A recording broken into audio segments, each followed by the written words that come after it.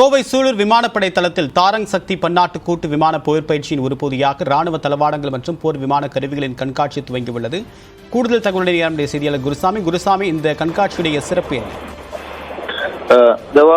கோவை மாவட்டம் சூலூரில் இருக்கக்கூடிய விமானப்படை தளத்தில் தாரங் சக்தி பன்னாட்டு கூட்டு விமான போர் பயிற்சியானது கடந்த சனிக்கிழமை துவங்கியது. இந்த பயிற்சியானது 2 கட்டமாக நடைபெறுகிறது.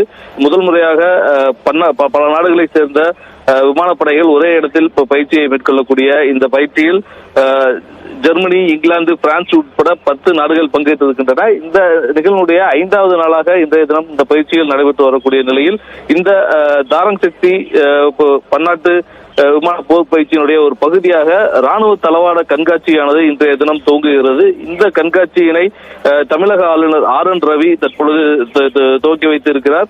இந்த கண்காட்சியில் மொத்தம் 62 அரங்குகளானது அமைக்கப்பட்டிருக்கின்றன. இந்த 62 அரங்குகளில் பொதுத்துறை மற்றும் தனியார் பங்களிப்புடன் இருக்கக்கூடிய இந்த ராணுவ தளவாடங்கள் என்னென்ன மாதிரியான தளவாடங்கள் உற்பத்தி செய்யப்பட்டிருக்கிறது என்பது குறித்து இந்த கண்காட்சியில் காட்சிக்கு வைக்கப்பட்டிருக்கின்றன. இந்த 62 அரங்குகளிலும் பல்வேறு விதமான ராணுவ தளவாடங்கள் மற்றும் விமான உதிரி பாகங்கள், ட்ரோன்கள் மற்றும் பாதுகாப்பு உபகரணங்கள் உள்ளிட்டவை காட்சிக்கு வைக்கப்பட்டிருக்கின்றன. இதை தவிர்த்து இந்தியாவிலேயே தயாரிக்கப்படக்கூடிய ஹெலிகாப்டர்கள் மற்றும் போர் விமானம் உள்ளிட்டவையும் காட்சிக்கு வைக்கப்பட்டிருக்கின்றன. முழுக்க மேக் இன் இந்தியா திட்டத்தின் கீழ் முழுக்க இந்தியாவில் தயாரிக்கப்படக்கூடிய இந்த ராணுவ தளவாடங்கள் தொடர்பான கண்காட்சியானது தற்பொழுது துவங்கி இருக்கிறது. இந்த கண்காட்சியினை தற்பொழுது தமிழக ஆளுநர் RN ரவி துவக்கி வைத்து பார்வையிட்டு வருகிறார். இந்த கண்காட்சியானது 2 தினங்கள், இன்றையும் நாளையும் ஆகிய 2 தினங்கள் நடைபெறுகிறது.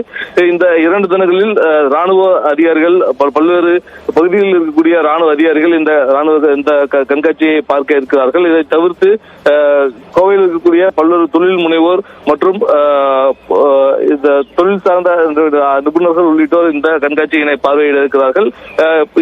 ஆகஸ்ட் 15ஆம் தேதி இந்த கண்காட்சியினை பொதுமக்கள் பார்ப்பதற்கும் அனுமதியானது வழங்கப்படுகிறது. இதனிடையே இந்த கூட்டு போர் பயிற்சியானது இன்றைய தினத்தில் முதல் கட்ட பயிற்சியானது இன்றுடன் நிறைவடைகிறது. கடந்த 9ஆம் தேதி துவங்கிய அந்த பயிற்சியானது இன்றைய தினமானது நிறைவடைகிறது. இதில் இந்த 10 நாடுகளைச் சேர்ந்த மொத்தம் 67 விமானங்கள் பங்கேற்றிருக்கக்கூடிய நிலையில் முதல் கட்ட பயிற்சி இன்று நிறைவடைகிறது. இதனைத் தொடர்ந்து இந்த கூட்டு விமான பயிற்சிகளையும் தமிழக ஆளுநர் RN ரவி பார்வையிட இருக்கிறார். முதல் கட்டமாக கண்காட்சியை துவக்கி வைத்து அவற்றை பார்வையிட்ட பின்னர் ராணுவ தளத்தில் நடைபெறக்கூடிய இந்த ராணுவ விமானங்களுடைய சாகச நிகழ்ச்சிகளையும் பார்வையிட இருக்கிறார். இதற்கான ஏற்பாடுகள் அனைத்தும் செய்யப்பட்டிருக்கக்கூடிய நிலையில் 2ஆம் கட்டமாக பயிற்சிகளானது ராஜஸ்தான் மாநிலத்தில் ஆகஸ்ட் 29ஆம் தேதி முதல் செப்டம்பர் 12ஆம் தேதி வரை நடைபெற இருக்கிறது. தேவா, தகவலுக்கு நன்றி குருசாமி.